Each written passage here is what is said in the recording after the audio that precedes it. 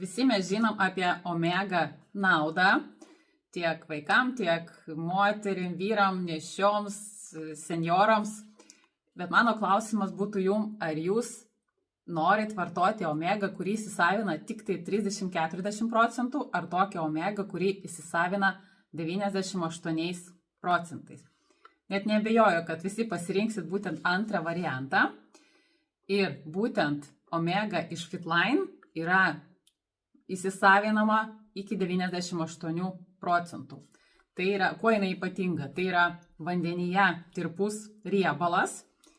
Jeigu netikit, tai pademonstruosiu, nes mano rankose kaip tik yra naujas visiškai buteliukas omegos. Ant buteliuko parašyta, kiek lašų galite įlašinti bet kokį savo mėgstamą gėrimą, bet tas gėrimas turėtų būti vėsus. Galite įlašinti. Taip pat atsuku. Taip. Ir įmam. Dabar man čia pas rankose vanduo. Ir įlašinam. Taip. Pažiūrėkit, kaip gražiai tirpsta. Taip.